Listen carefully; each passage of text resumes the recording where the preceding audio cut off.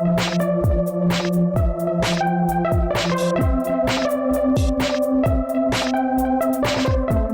guys, what's up? It's Amanda. If you're new to my channel, welcome. And if you've been here before, welcome back.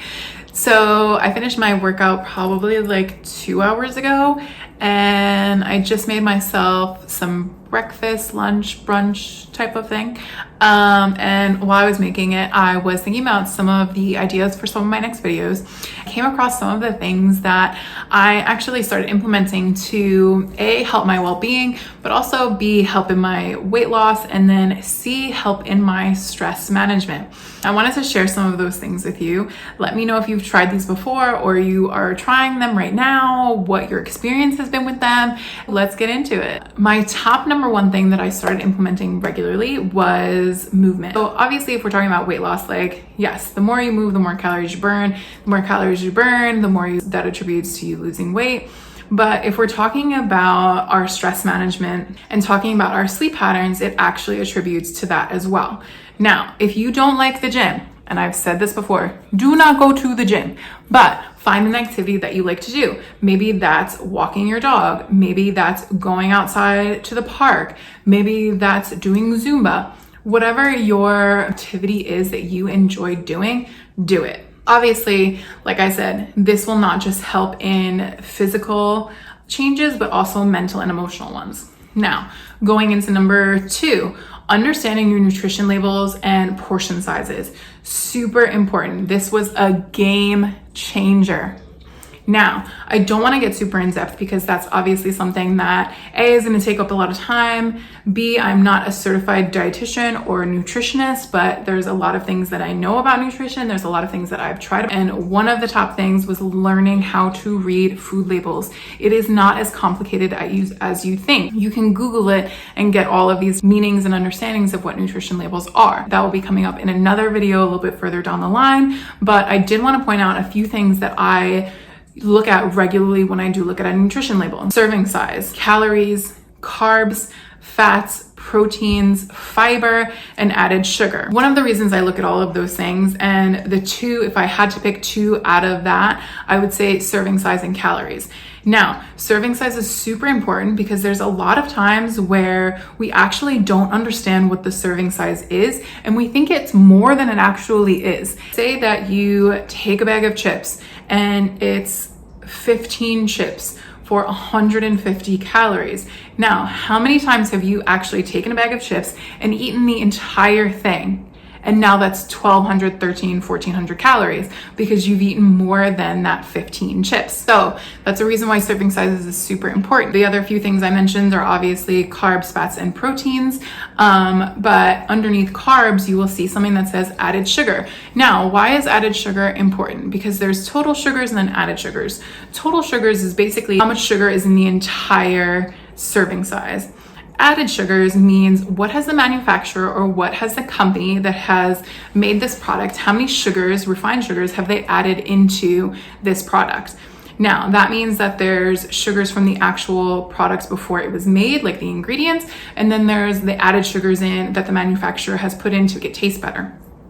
So I do like to watch my sugar intake, so that is something that I look at regularly. What I would say is that familiarize yourself with portion sizes and portion control.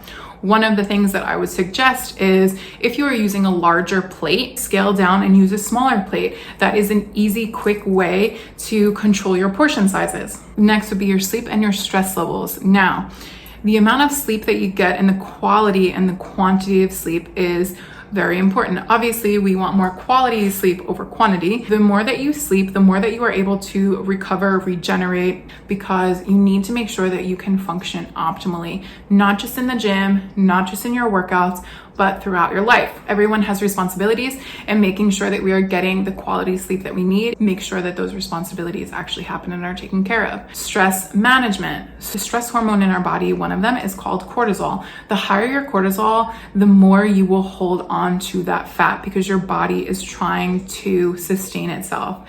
And if you don't understand what will help with your stress levels, I would venture out to say try a few different options. If you asked me 2 years ago what I used to manage my stress, I would probably tell you that I didn't do it very well. One of the things that I've started implementing, and I have been implementing regularly, is using 2 different types of meditation apps. People always think that meditation apps are bogus, or that they don't work, or that they can't meditate with silence, which I totally get that. I am the same way.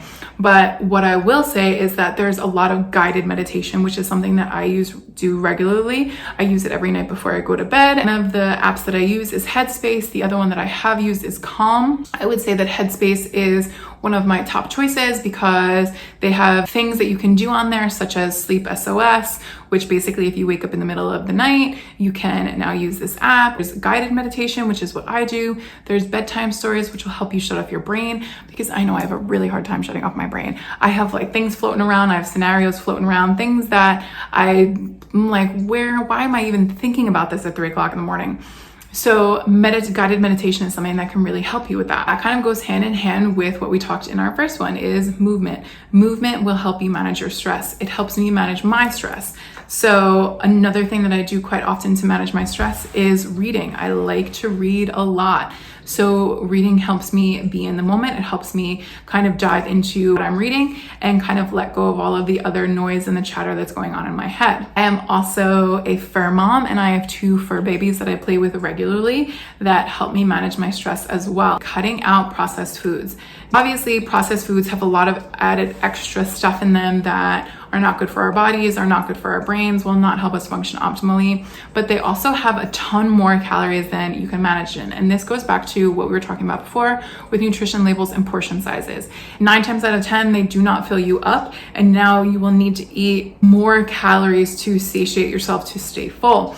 So what I would say is try to cut out the processed foods as much as possible. You know, once your brain has sugar, it now wants more sugar. So being able to regulate the amount of sugar that you're having is also crucial.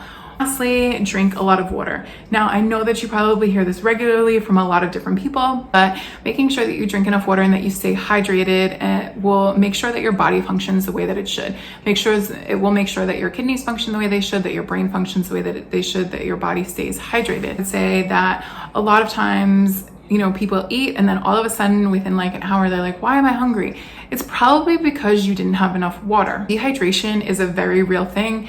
It can cause muscle cramps, it can cause mild headaches, it can cause fatigue, body aches, all of those things. Take it from me, someone who knows that I need to drink water more oftenly, and I've made that change a while ago. I used to get headaches if I didn't drink enough water, and every now and again I still get a headache, and that reminds me that I need to drink water. And as soon as I drink water, within 10 minutes, my headache is usually gone. I want to make sure that you guys definitely do, because water is really, really, really important. All right, guys, well, that's it for today. Let me know if you learned anything. Let me know if any of these are new to you, if you're trying some of them right now. Like, comment, and subscribe, and I'll see you guys next time. Bye.